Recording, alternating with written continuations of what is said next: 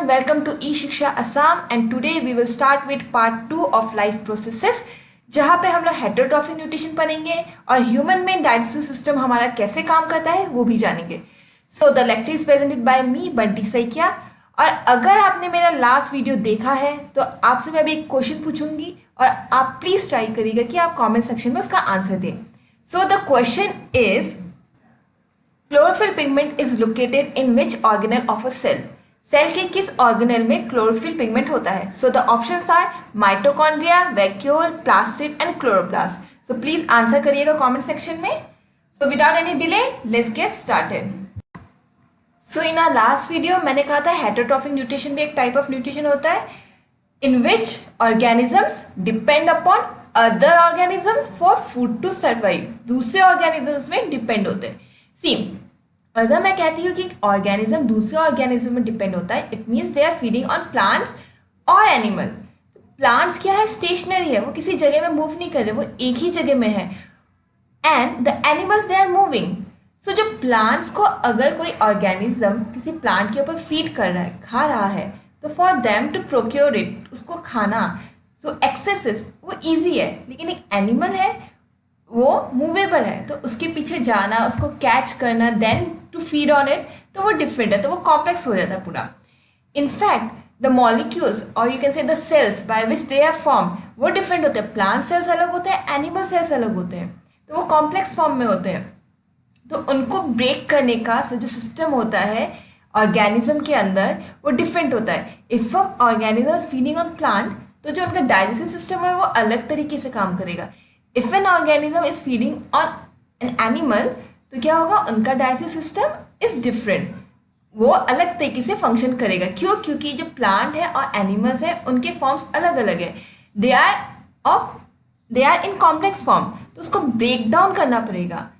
पूरा का पूरा एनिमल जो होता है उसको डाइजेस्ट करता है जब बॉडी, तो वो पूरे एनिमल को वो क्या कहते हैं, प्रोटीन, कार्बोहाइड्रेट्स, ग्लूकोज, ये सब प्रोड्यूस करता है उससे, उस फ्लैश को तोड़ के या उस प्लांट को तोड़ के हमारे बॉडी के अंदर। सो ये जो कॉम्प्लेक्स फॉर्म है इसको जो ब्रेक डाउन करता है, कुछ तो ब्रेक डाउन करेगा, तो वो ब्रेक डाउन कौन करता है? इंजाइम करता है। और ये इंजाइम है क्या? ये बायो कैटलिस्ट है। कैटलिस्ट, व्हेन वी से कैटलिस्ट मीन्स कोई भी केमिकल जब किसी प्रोसेस को, किसी रिएक्शन को स्पीड अप करता है, फास्ट करता है, उसे कहते हैं कैटलिस्ट। तो हम जब कहते हैं इंजाइम एक बायो कैटलिस्ट है, इसका मतलब ये बायोलॉजिकल कैटलिस्ट है, मतलब ये ह्यूमन बॉडी के अंदर या किसी भी ऑर्गेनिज्म के अंदर काम कर रहा है जो कि चीज़ों को ब्रेक डाउन कर रहा है। तो क्या कर रहा है? ये जो कॉम्प्लेक्स सब्सटेंस है, चाहे वो प्लांट ऑर्गेनिज्म है या फ्लैश है, उसको वो सिंपल फॉर्म में ब्रेक कर रहा है। और वो सिंपल फॉर्म क्या है?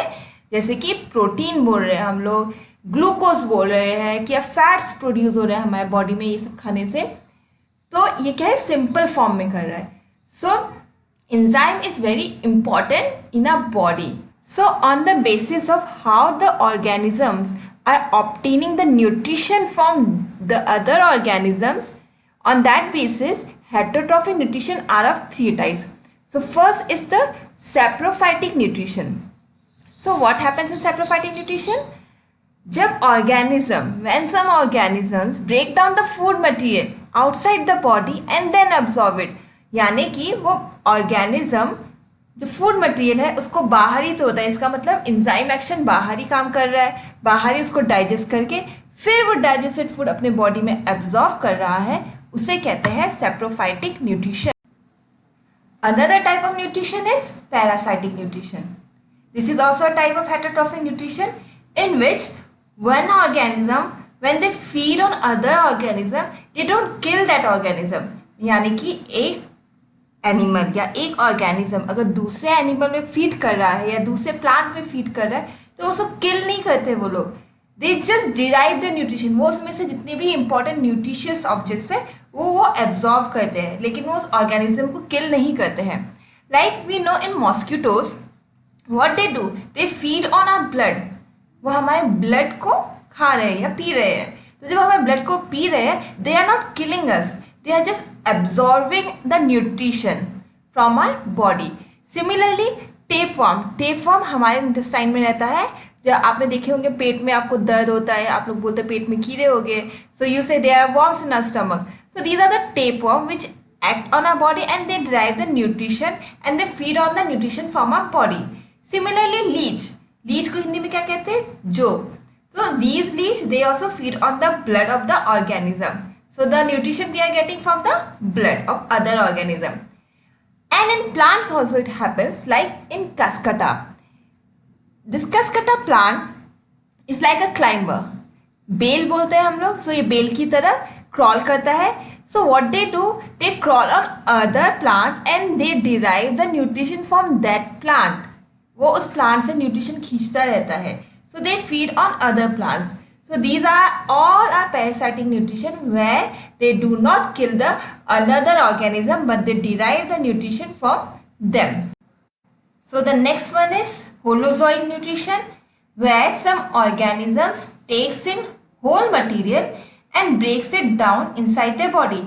It means that we human beings, like what we do, हम लोग organism या कोई भी plants हो या कोई और flesh हो, हम लोग क्या करते हैं, उसे खाते हैं.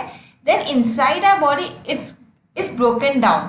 Broken down मतलब वो digest हो रहा है हमारे body के अंदर ही. So this is holozoic nutrition which we can see in some unicellular organism also, like paramecium, like amoeba.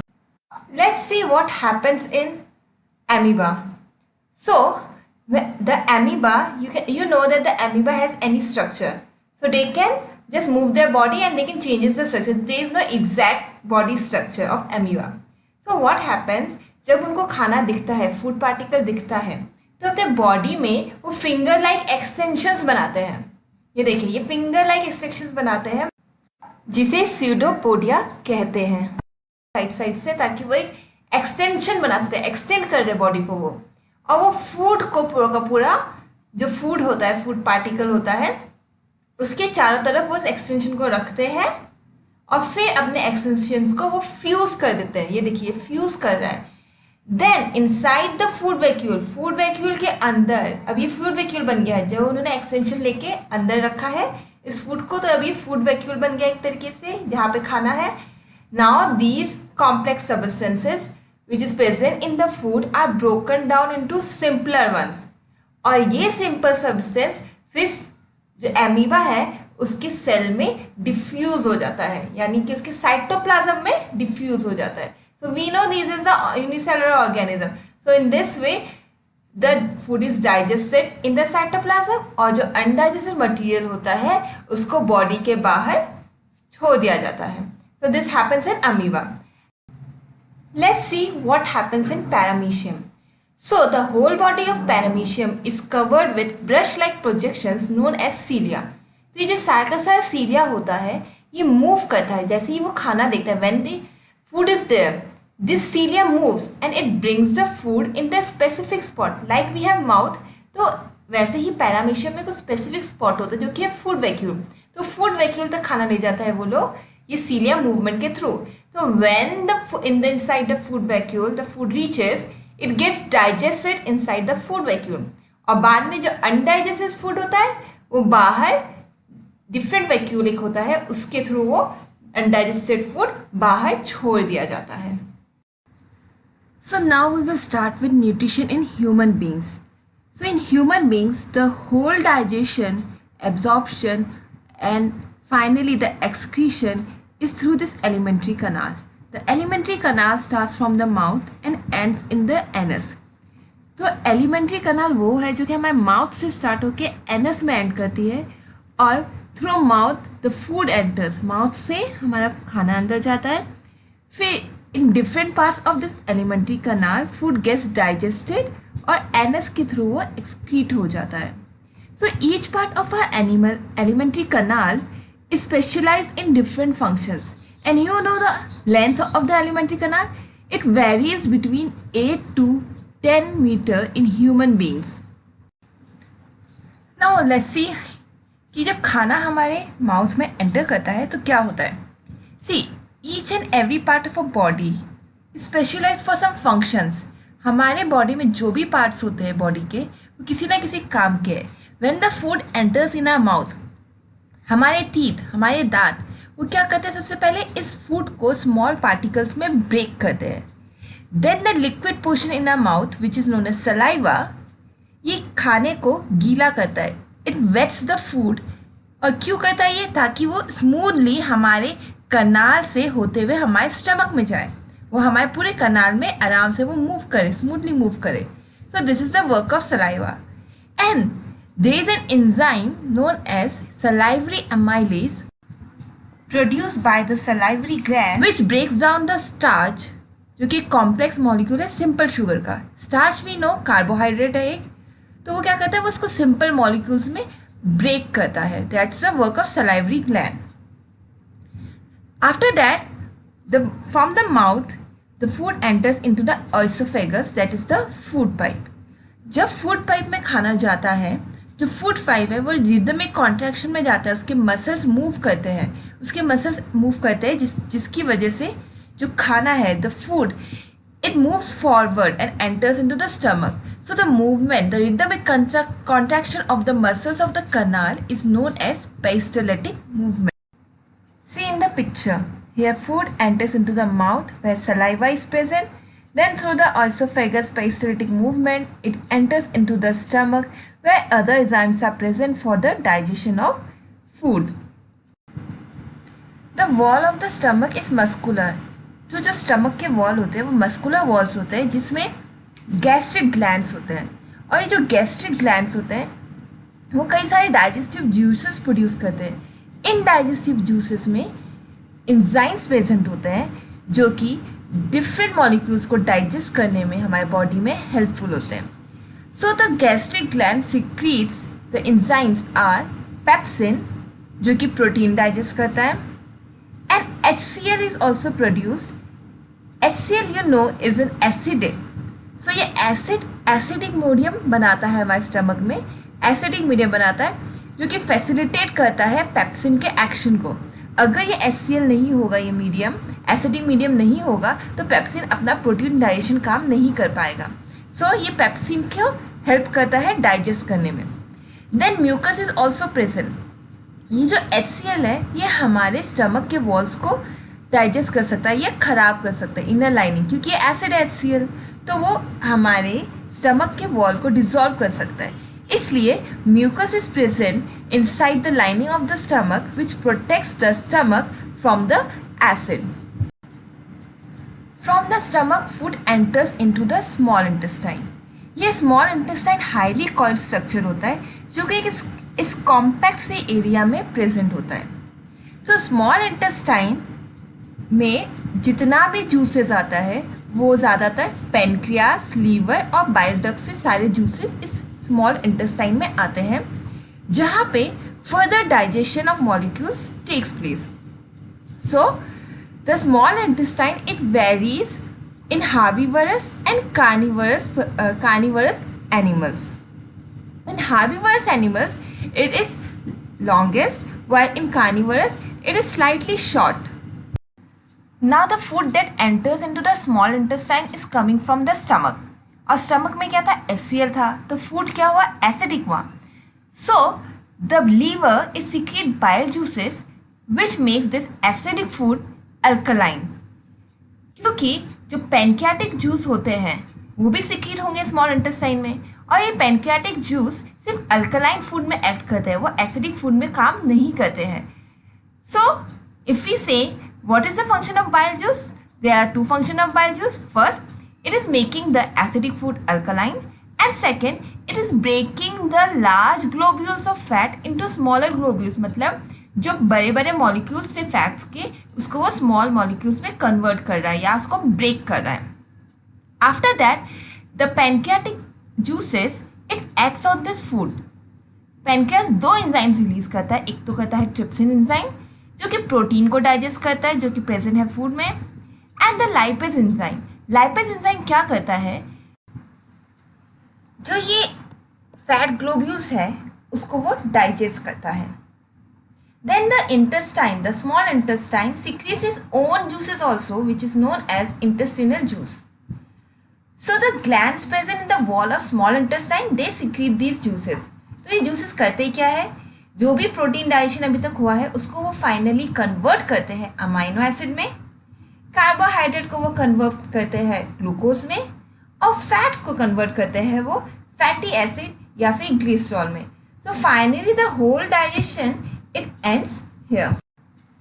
So after that the whole food is digested in the body, फिर क्या होता है, जो स्मॉल इंटेस्टाइन है ये digested food को हमारे पूरे बॉडी के सेल्स में ट्रांसफर करता है. तो how does it happens, how the intestine is absorbing this digested food? So there are finger like projection in the inner lining of small intestine where the blood vessels are present. So these villi, they absorb the food from the small intestine. जो भी digested food है, digested जितने भी proteins निकल गए, carbohydrates, amino acids, glucose से, उस सबको absorb करेगा, and through this blood vessels it passes these nutrition to the different cell of the body. In this way we obtain energy. In this way we build the tissues in our body and repair the old tissues. After the absorption, जो food absorb नहीं होते हैं, unabsorbed food which is not required by our body is excreted out. So ये कैसे होता है? So this unabsorbed food is passed into the large intestine, जहाँ पर water जो भी होता है इस अनएब्जॉर्ब फूड में वो वापस एब्जॉर्ब कर लिया जाता है, and rest of the material is excreted out from the body via the anus through the with the help of anal sphincter. So anal sphincter यहाँ होता है जिसके थ्रू ये जो फूड होता है उसको एक्सक्रीट कर दिया जाता है. So this is the whole process how the digestion takes place in our body and how the different parts of the alimentary canals helps in the digestion and absorption of food in the body. So after that comes the topic dental caries और tooth decay. जो हम लोग कहते हैं कि हमारे दांतों में कीड़े लग गए हैं, ये क्यों होता है? First of all, our teeth has a covering which is known as enamel. So ये जो enamel है इसकी softening हो जाती है हमारे दांतों में, जिसकी वजह से हम लोग कहते हैं कि टूथ डिके हो रहा है, सड़ रहा है. So ये होता क्यों है? When we eat food, जब हम लोग खाना खाते हैं तो शुगर डिपॉजिट हो रहा है हमारे टीथ पर. When the bacteria feeds on the sugar, they releases acid. Bacteria sugar को फीड कर रहा है और साथ में वो एसिड रिलीज कर रहा है एक.